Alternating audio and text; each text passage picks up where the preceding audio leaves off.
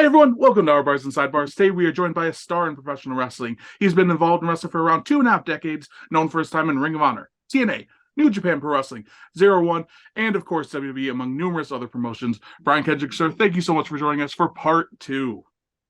Thanks for having me. Happy to be back. I really appreciate it. Last time I'm still fairly new at this. I've only been going since November. So it's always a gamble when people, take a shot and give me a chance. A lot of times they have to see who I've interviewed and be like, okay, well, at least he's been with these people. So he's not completely, out of his mind. But once people give the stamp of approval for a number two, it makes me feel good. It means at least I did a halfway decent job where they don't completely hate me, So thank you so much. Absolutely, buddy. My pleasure. Before we get into questions, I do want to hit the plugs real quick, just because I like to hit them before and after. Where can people check you out? And I know, of course, there's Wrestling Pro Wrestling to check out as well.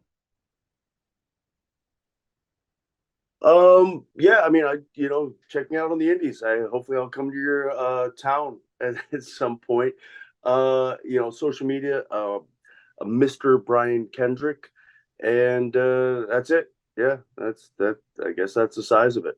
And don't forget, guys, we do have links in the description of every individual video that has links to any stores, any school, the Wrestling Pro Wrestling website. I believe we have his social medias, Instagram, Twitter, and like you said, check him out at shows.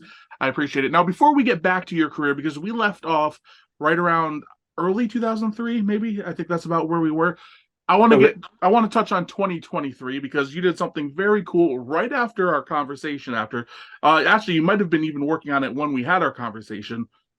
You were working with Bad Bunny for Backlash. Can you talk about that with us? Because I'm so curious about it because he's the biggest star in the world. Yeah, it was I was blessed with the opportunity. It was years back, when Bad Bunny had that first tag match with Miz and Morrison, teaming with Priest. Bad Bunny was he's living in Puerto Rico at the time, but he was out there training in Orlando. And so he'd been training for quite some time for that match with, at least I know, Drew Gulak and Adam Pearce. And then when he was out there doing the Grammys in LA, I live in LA, and he wanted to continue to train. And I think it was a matter of he liked the way I trained. And that was it. So when it came time for this latest Backlash, he lives in LA now, or was at that time, and wanted to do some training. And per his request, the WWE got a hold of me, and I'm really grateful because I got to train with him and Priest, which I loved, and I got to go to Puerto Rico out of it. And so now I got a new favorite city in the world in San Juan, Puerto Rico. That's incredible. Were you producing the match too, like backstage? Like, were you working with them there, or were you just there watching it? No, I was just sitting there behind Jamie Noble, Jamie Noble's the lead producer on that, the producer on that.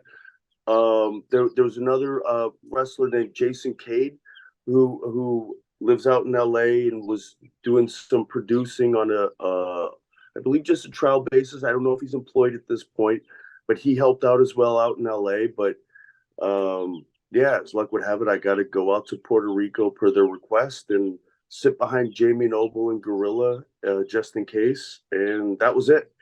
Really, I was just brought on as a trainer, somebody he was comfortable with.